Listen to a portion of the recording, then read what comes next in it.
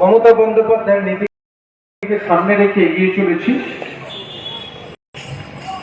গত কয়েক মাস আগে, অর্থাৎ 1 বছরের কিছু বেশি সময় আগে, আমরা একটা নির্বাচনের মুখোমুখি হয়েছিলাম। 2021 সালের বিধানসভা নির্বাচন, যে নির্বাচনের আগে 19 সালের লোকসভা নির্বাচন পার করার পর আজকে যে কায়দা মিডিয়াতে দেখতে পাচ্ছেন, যে কায়দা বিজেপি আরএসএস কেন্দ্র রাজ্য নেতৃত্বের কাছে দেখতে পাচ্ছেন, চোখ মুখে দেখা যাচ্ছে, এই একই কায়দা দেখেছিলাম। এই কায়দাটা হচ্ছে পুতুল নাচের মতো কায়দা। পুতুল নাচ দেখেছিলাম যারা গ্রাম বাংলায় আমাদের মেলা অনুষ্ঠান বিভিন্ন ক্ষেত্রে পুতুল নাচ হয়ে থাকে। এই পুতুল নাচ বিজেপি নাচছে পশ্চিমবঙ্গে। আর দেখবেন পর্দার আড়ালে সুতোটা নাড়া, এই সুতোটা নাড়াচ্ছে সিপিএম সুতো নাড়ছে। রাতারাতি পশ্চিমবঙ্গের বুকে বিজেপি ছিল না। গাড়ি পাল্লায় ওজন লেগেছে, পাটখারা যদি হেরফের হয়ে যায়, একদিকের পাল্লা নেমে যায়, একদিকের পাল্লা উঠে যায়। আমরা দেখতাম যে সিপিএম এখানে বিরোধী দল ছিল, বিজেপির পাল্লাটা উপর দিকে উঠেছিল, সিপিএম এর নিচের দিকে নেমেছিল। হঠাৎ করে দেখলাম সিপিএম কংগ্রেস বাংলার বুকে নিঃশেষ হয়ে গেল। বিধানসভায় একটা প্রতিনিধি নেই। এই এত বছরের বিধানসভায় এরকম লজ্জা অতীত দিনে কখনো বাম কংগ্রেসের হয়েছে বলে বাংলার মানুষের অন্তত পক্ষে জানা নেই, বাংলার রাজনীতিক ইতিহাসে। আমরা দেখলাম যে সিপিএম এর ভোট, সিপিএম এর নেতারা তারা বলছে আমরা সাম্প্রদায়িকতা বিরোধী, তারা বলছে আমরা সম্প্রীতির পক্ষে, আমরা বিজেপির পক্ষে।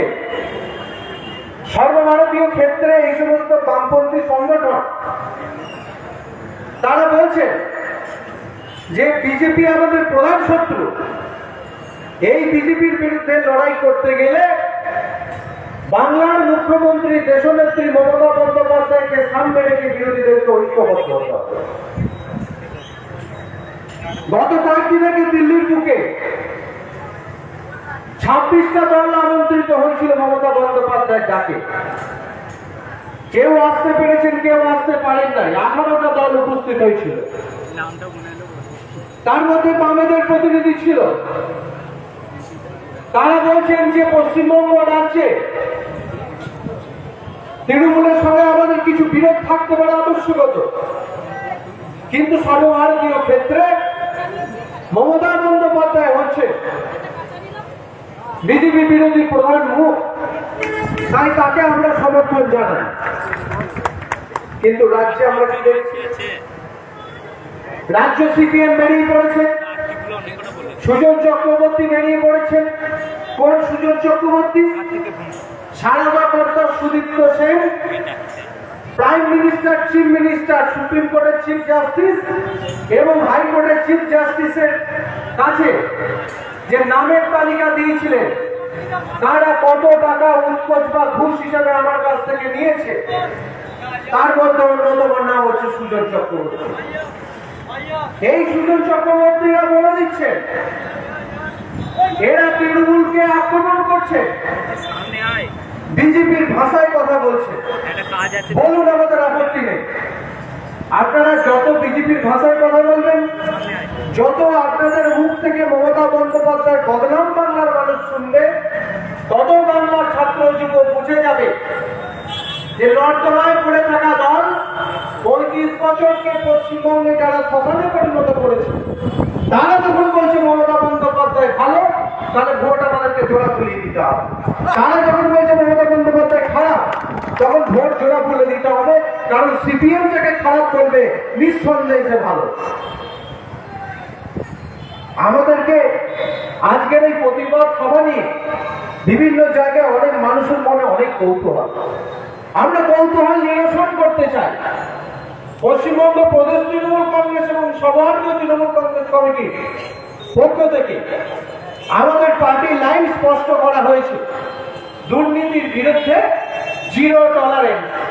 এই কথা আমাদের নেতৃত্ব হলফ করে বলেছে। অর্থাৎ কি, দুর্নীতি যে করবেন, যে করেছেন তিনি নিজ দায়িত্বে করেছেন, নিজ দায়িত্বে সামলাবেন। তৃণমূল কংগ্রেস দল কোথাও কোনো দুর্নীতিকে প্রশ্রয় দেয়নি, প্রশ্রয় দেবে না। এবার প্রশ্ন আপনারা করছেন যে যারা এসএসসি প্রার্থী চাকরির জন্য হাহাকার করছে, ধর্ণা করছে, তাদের বন্দোবস্ত কি হবে? দেখেছেন তো টিভিতে, অভিষেক বন্দ্যোপাধ্যায় সর্বভারতীয় সাধারণ সম্পাদক, সাংসদ, তিনি সেই ধর্ণাকারীদের সঙ্গে সাক্ষরে দেখা করেছেন। দেখা করে কি বলেছেন? যে হাইকোর্টের কিছু এমবার্গো আছে, আমরা শিক্ষা দপ্তরের কিছু নিয়ম কানুনকে খতিয়ে দেখে নিচ্ছি, কত ভ্যাকেন্সি পড়ে আছে। একটা চাকরি মুখে বললেই তো দেওয়া যায় না, এ তো সিপিএম এর আমল নয়, চাকরি দেবো কিভাবে? এ পার্টি করছে স্বামী আর বউকে চাকরি করে দিয়েছি, এই ঘটনা আপনাদের জানা। আমি বললে আঘাত দেওয়া হবে, এখনো পর্যন্ত খুঁজলে পাওয়া যাবে অনেক এসএসকে, অনেক এমএসকে সেন্টারে, অনেক আইসিডিএস সেন্টারে, সবার ক্ষেত্রে বলছি না, যোগ্যতা দিয়েই বেশিরভাগ জন হয়তো চাকরি পেয়েছে। কিন্তু অবাক হলো ব্যাপারটা সত্যি যে কিভাবে মিলে যায় কোইন্সিডেন্টলি। ভাদার ব্লকে যত প্রথম সারির সিপিএম নেতা আছেন, তাদের বউদের কি যোগ্যতা আমরা জানি না, তারা কিন্তু সরকারি আধা সরকারি ক্ষেত্রে কর্মরত। এই রহস্য কি, এটা ভাদারের মানুষ জানেন। তাই 21 সালের নির্বাচনে সিপিএম বিজেপির যৌথ আক্রমণের মুখে পড়েও ভাদারের মানুষ তাদের প্রিয় প্রার্থী মানগোবিন্দ অধিকার 31,741 ভোটে জয়লাভ করে। আমাদেরকে শেখাবেন চোর গুন্ডা বদমাইশ বলছেন? কে চোর কে গুন্ডা? ভারতবর্ষের প্রধানমন্ত্রীর থেকে বড় মাস্তান ভারতবর্ষের বুকে কেউ নেই, বড় গুন্ডা ভারতবর্ষের বুকে কেউ নেই। তিনি যখন গুজরাটের প্রধান মুখ্যমন্ত্রী ছিলেন, গোধরার সেই ভয়ঙ্কর হত্যা লীলা, তিনি দায় এড়িয়ে যেতে পারেন? তিনি দায় এড়িয়ে যেতে পারেন? গুজরাটের সেই সংখ্যালঘু পরিবারের কন্যা বিলকিস বানু, যাকে গর্ভবতী অবস্থায় ধর্ষণ করেছিল বিজেপি ক্যাডাররা, সেই দায় নরেন্দ্র মোদী এড়িয়ে যেতে পারেন না। সাধু হয়েছে, সন্ত হয়েছে, মাঝখানে দাড়িটা বাড়িয়েছিলেন, বাংলায় ভোট ছিল, রবীন্দ্রনাথের সেন্টিমেন্টটা জাগিয়ে তোলার চেষ্টা করেছে, এখন আবার ছেটে ছোট করে দিয়েছে। ওরা সাধু সন্তকে দেশের মুখ্যমন্ত্রী প্রধানমন্ত্রী স্বরাষ্ট্রমন্ত্রী করতে চাইছে। পার্লামেন্টে যাবেন, আমরা চিরকাল ভারতবর্ষের রাজনীতিতে দেখেছি পাত্তনের পাঞ্জাবি পাজামা পড়া লোকেরা নেতৃত্ব দিয়ে এসেছে, আর বিজেপির আমলে কি দেখছি? যোগী আদিত্যনাথ নেতৃত্ব দিচ্ছেন, মস্তক মুন্ডন করা, আর এনকাউন্টার করে মানুষ মেরে দিচ্ছে, বলছে অপরাধী ছিল। কে অপরাধ করেছে তাই বলে কি পুলিশ নিজে হাতে বন্দুকে করে গুলি করে মেরে দেবে? এটা বিচার ব্যবস্থা? আর বিজেপির নেতারা হাত তালি দিচ্ছে, বিজেপির নেতারা হাত তালি দিচ্ছে। এদের ভারতবর্ষের স্বাধীনতা আন্দোলনে কোনো অবদান ছিল না। এদের পরিচালনাধীন যে হিন্দু মৌলবাদী সংগঠন আরএসএস, অর্থাৎ রাষ্ট্রীয় স্বয়ংসেবক সংঘ, তাদের হেডকোয়ার্টার কোথায়? মহারাষ্ট্রের নাগপুরে। আজকে ভারতবর্ষ ৭৬ বছরের স্বাধীনতার পদার্পণ করতে চলেছে, কিন্তু নাগপুরে তেরঙ্গা জাতীয় পতাকা ওঠেনি। নাগপুরে তেরঙ্গা জাতীয় পতাকা ওঠেনি। কিসের দেশপ্রেম? আমরা যদি একথা আপনাদেরকে প্রশ্ন করি, উত্তর দিতে পারবেন না। আর কয়েকদিন বাদে ৪৮ ঘন্টার মাথায় ১৫ই আগস্ট ৭৬তম স্বাধীনতা দিবস সারা দেশ জুড়ে সাড়ম্বরে পালিত হবে। এ কাদের রক্ত ঝরেছে? এই দেশের স্বাধীনতা আন্দোলনে আপনার আমার মতো ছাত্র যুবদের রক্ত ঝরেছে। এই আন্দোলন কারা তৈরি করেছিল? গান্ধীকে সুভাষচন্দ্র বোসের নেতৃত্বে তৈরি হয়েছিল এই আন্দোলন। এই তেরঙ্গা পতাকা, যেটা আমাদের গর্বের নিশানা, আমরা আন্তর্জাতিক ক্ষেত্রে মাথা উঁচু করে বলি আমরা একজন ভারতবাসী। যে আসনে পণ্ডিত জওয়াহরলাল নেহরুর মতো প্রধানমন্ত্রীকে আমরা পেয়েছি, আমরা ইন্দিরা গান্ধীর মতো আয়রন লেডিকে পেয়েছি, আমরা অটল বিহারী বাজপেয়ীর মতো প্রধানমন্ত্রীকে পেয়েছি, আজকে দেশের কি হাল? সেই আসনে কে বসে আছেন? কে বসে আছেন?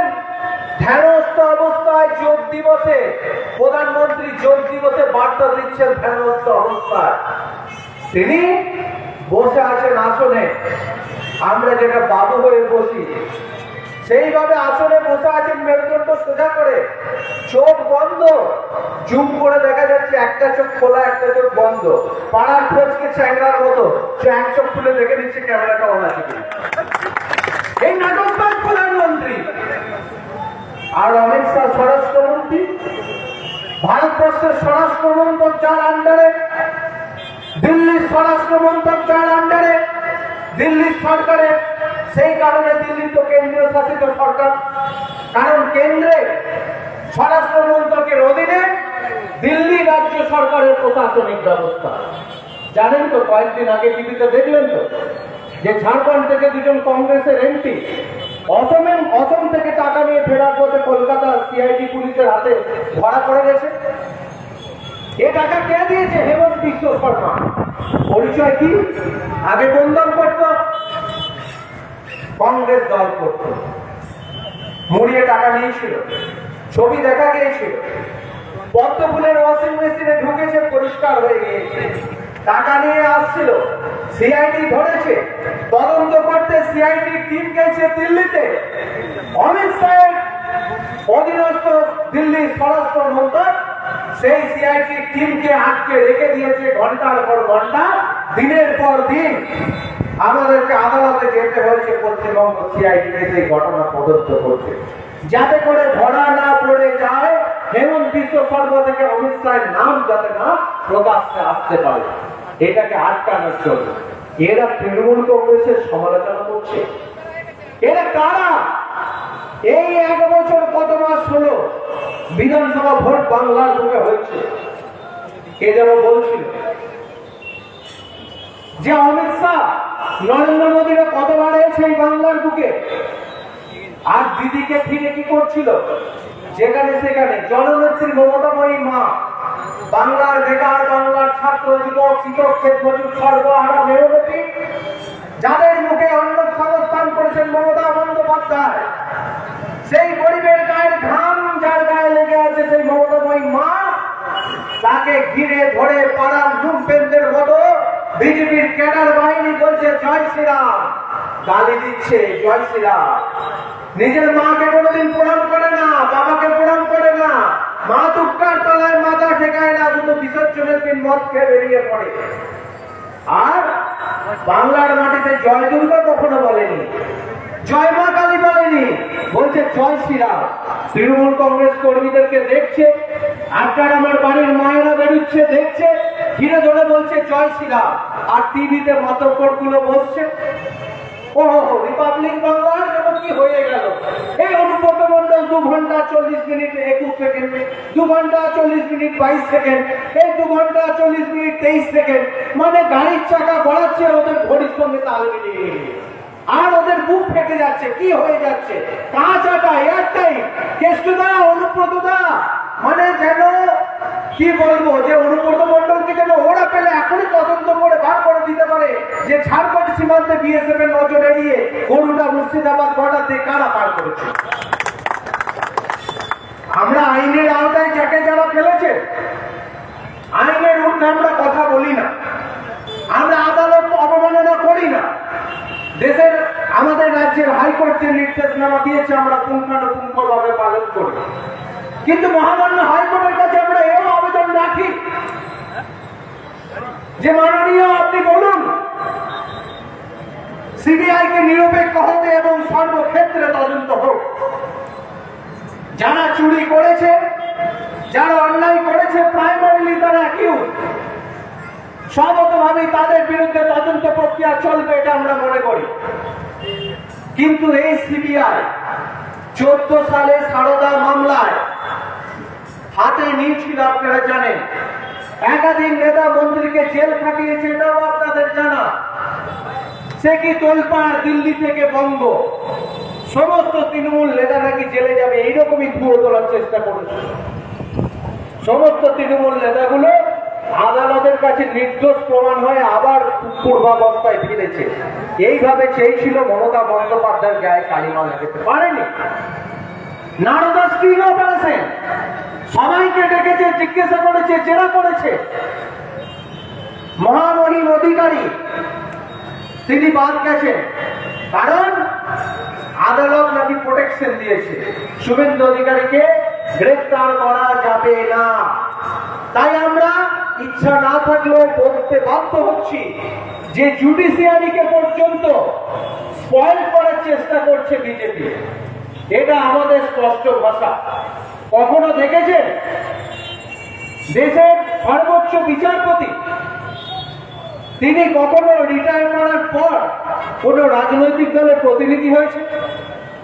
কিন্তু আমরা ভারতবর্ষের মুখে বিজেপির আমলে দেখলাম সুপ্রিম কোর্টের মহামান্য বিচারপতি, আমি নাম করে বলতে চাইছি না, বিচার ব্যবস্থাকে অবমাননামূলক কথা বলা হয়, তিনি অবসর নেওয়ার পর বিজেপির টিকিটে রাজ্যসভার এমপি হয়েছে। এসব কোলাবোরেশন আমরা জানি। আর বিজেপি তৃণমূল কংগ্রেসের সমালোচনা করছে। কোন বিজেপি? কোন অমিত শাহ? তিহার জেলের খাতায় যার নাম স্পষ্ট করে লেখা আছে সেই অমিত শাহ বলছেন যে তৃণমূল কংগ্রেসের সমস্ত নেতা জেলে যাবে। উদ্দেশ্য সেটা নয়, উদ্দেশ্য আপনি আমি নয়, উদ্দেশ্য আমাদের কোন মন্ত্রী নেতৃত্ব নয়, উদ্দেশ্য আমাদের কলিকা অভিষেক ব্যানার্জিকে জেলে ভরা। আর এটা হলে আগুন চলে যাবে বাংলার বুকে, এ কথা আপনাদেরকে বলে দিতে চাই। অনেক সহ্য করেছি, জননেত্রীর নামে কালিমা লেপন করছেন, মেনে নিয়েছি, এখনো ধৈর্যের পরীক্ষা দিয়েছি। কেন জানেন? এই ভাতারের মাটিতে ভাতারের মানুষ গত 1 বছর কত মাস আগে যে দলটাকে 31,741 ভোটের ব্যবধান দিয়েছে, তাদের পক্ষে কোন দলের উপর রুদ্র দৃষ্টি ফেলাটা ভদ্র আচরণের মধ্যে পড়ে না, ভদ্র আচরণের মধ্যে পড়ে না। যেভাবে আস্ফালন করছেন, যেভাবে বেরুচ্ছেন, আসানসোল গেছে আসামিকে নিয়ে চটি দেখাচ্ছে, উডবান গেছে চোর চোর বলছে, কলকাতায় স্বাস্থ্য পরীক্ষা করাতে যাচ্ছে জুতো ছুঁড়ে দিচ্ছে, আর টিভিতে মাথাপড়া বসে কি বলছেন? স্বতঃস্ফূর্ত জনরোষ, স্বতঃস্ফূর্ত জনরোষ। এত ক্ষোভ হয়েছে যে জুতো ছুঁড়ে দিচ্ছে জনতা, এর মধ্যে বিজেপি সিপিএম এর কোন যোগ নেই।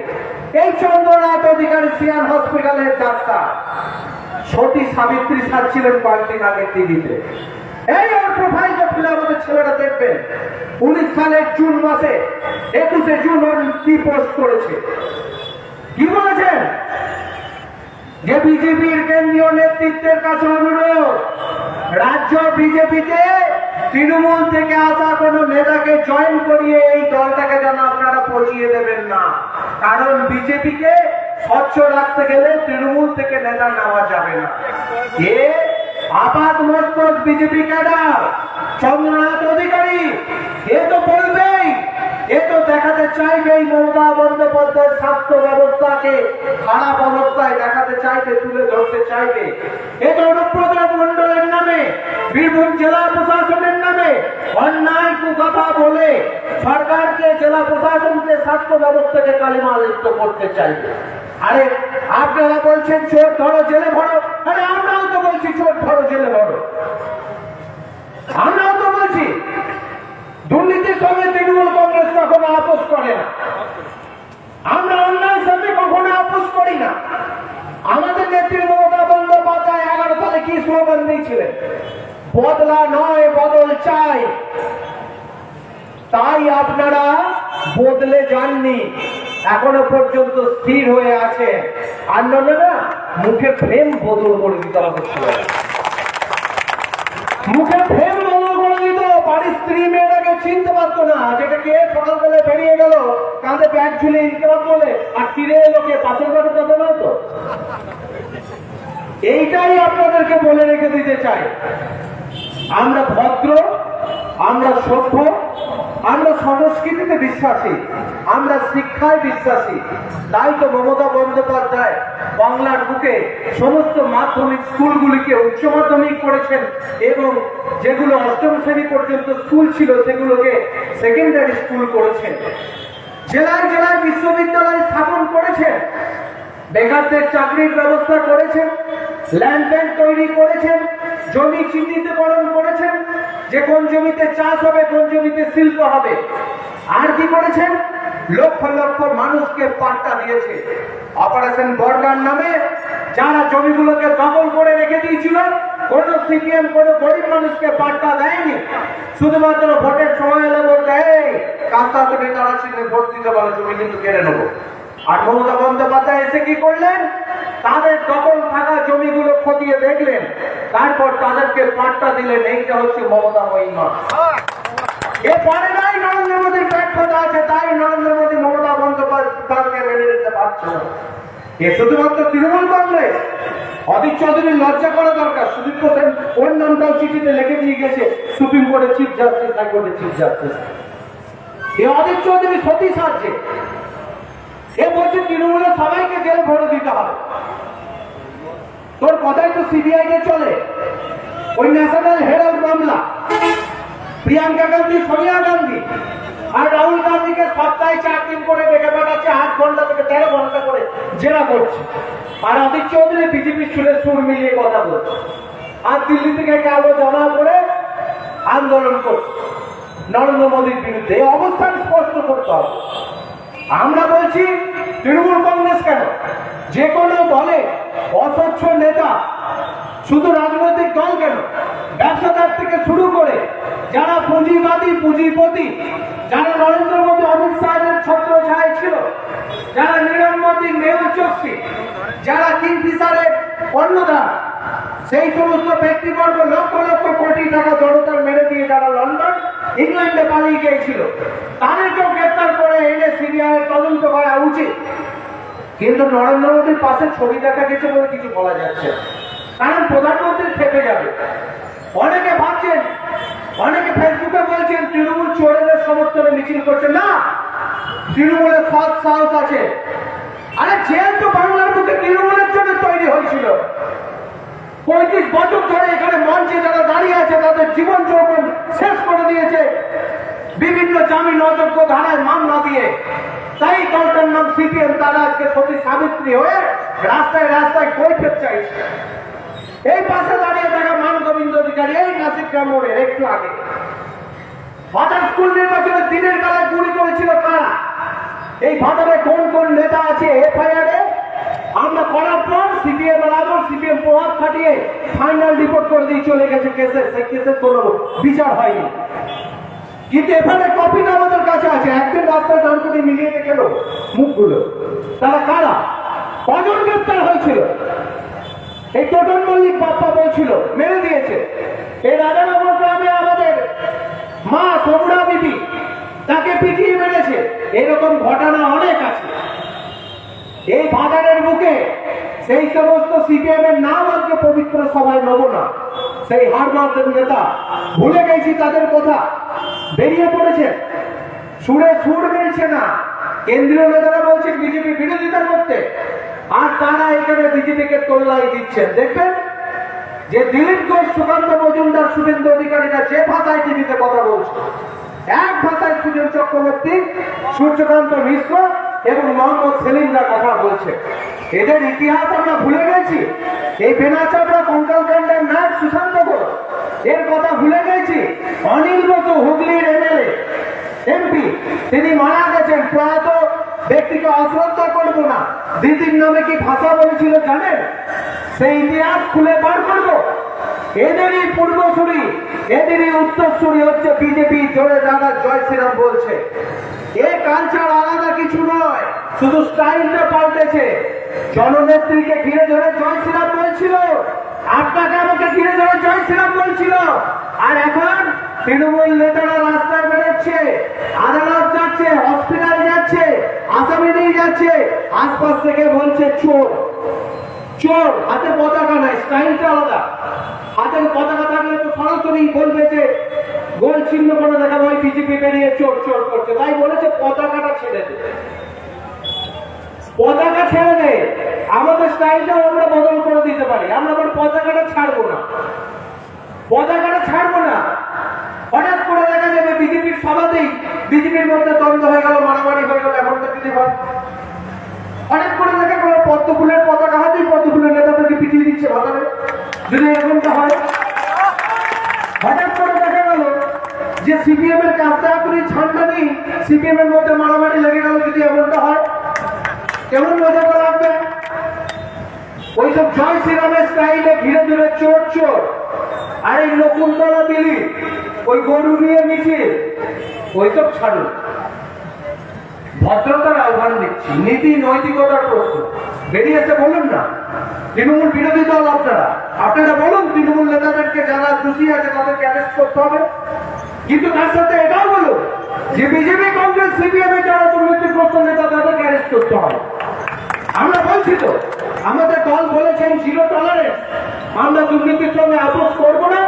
দুর্নীতিগ্রস্ত কোনো নেতা কর্মী যদি আইনের আওতায় আসে দল পাশে দাঁড়াবে না, এটা আমাদের নেতৃত্ব স্পষ্ট করে বলেছে।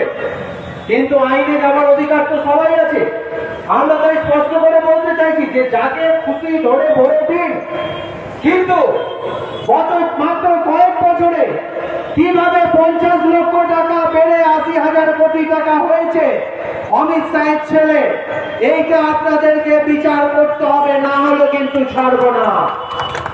এই সিবিআই এর উপরে এত আমাদের দাবি কেন? দেশের রাষ্ট্রপতি, দেশের প্রধানমন্ত্রী এবং সুপ্রিম কোর্টের প্রধান বিচারপতি যে সংস্থার প্রধান কর্মকর্তাকে নিয়োগ করে থাকেন, সেই সংস্থার বিরুদ্ধে মহামান্য সুপ্রিম কোর্ট ভারতবর্ষ কি বলেছিলেন 2013 সালে? খাঁচায় পোড়া তোতা পাখি শাসক দলে। এরা কি বলেছিল?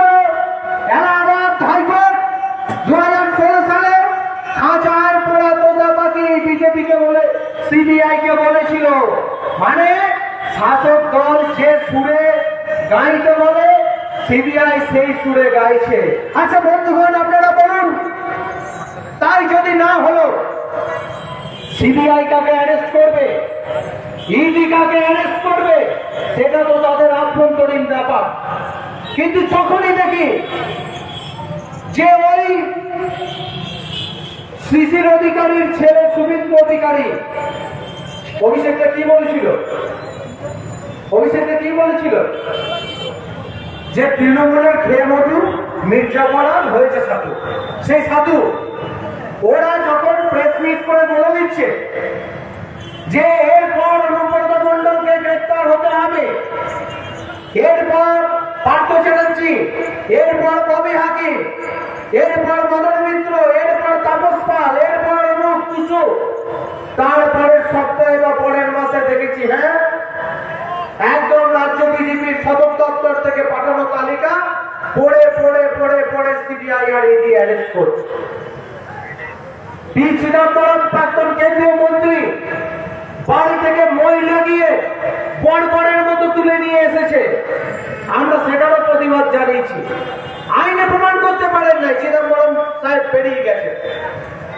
14 সাল থেকে চলছে সারদা মামলা, এখনো পর্যন্ত মানুষ তাদের টাকা ফেরত দিতে পারছে না, ফেরত পাচ্ছে না।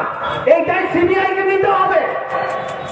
এই কেন দেবে না? তুমি তদন্ত করেছো, বাংলার সিট গঠন করেছিল মমতা বন্দ্যোপাধ্যায়, বাংলার পুলিশ তদন্ত করতে নেমেছিল, মহামান্য হাইকোর্ট বলেছিলেন না রাজ্য সরকারের পুলিশের উপর ভরসা রাখি না।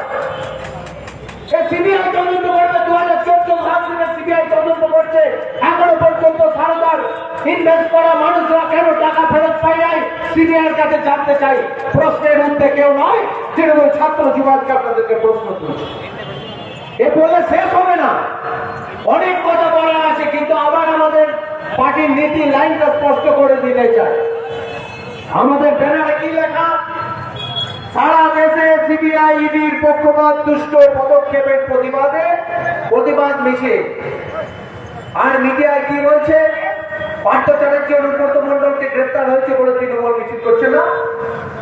রাজ্য তৃণমূল কংগ্রেস বলে দিয়েছে, সর্বভারত তৃণমূল কংগ্রেস বলে দিয়েছে যে আইন আইনের পথে চলবে, আইনের চোখে যে দোষী তাকে শাস্তি ভোগ করতে হবে, তদন্ত চলাকালীন কোনো বিষয়ে কোনো মন্তব্য করবো না। কিন্তু আমরা কি এটা বলতে পারি না যে সিবিআই ইডি তোমরা নিরপেক্ষ তদন্ত করো? তাই আজকের সবাই যারা যোগ দিয়েছে, মিছিলে যোগ দিয়েছে পথ চলতি মানুষ, তাদেরকে বলবো গ্রামে ফিরে গিয়ে, বুথে ফিরে গিয়ে বলতে হবে যে কেন আমরা রাস্তায় নেমেছি।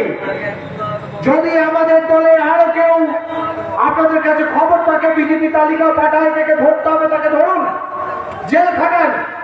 কিন্তু শুধুমাত্র বিজেপিকে মাটি পায়ে দেওয়ার জন্য ভারতবর্ষে গণতন্ত্রের মূল কাঠামোকে স্তব্ধ করার জন্য কংগ্রেস, তৃণমূল, ডিএমকে, এআইডিএমকে, জেডিইউ থেকে যত বিরোধী দল আছে সবাইকে ধরবেন, গ্রেপ্তার করবেন, আর আপনারা চুপ করে বসে থাকবেন। মানবো না, মানবো না। 35 বছর বহু ঝামেলা, ঝঞ্ঝাট, মামলা, মোকদ্দমা আমরা সহ্য করেছি। যাকে খুশি জেলে ভরে দিন, যাকে খুশি জেলে ভরে দিন। আইনের কাছে প্রত্যেকটা তৃণমূল কর্মী স্বচ্ছতার প্রমাণ রাখে। আমরা ধন্যবাদ জানাবো আজকের মিছিলে যারা অংশগ্রহণ করেছে।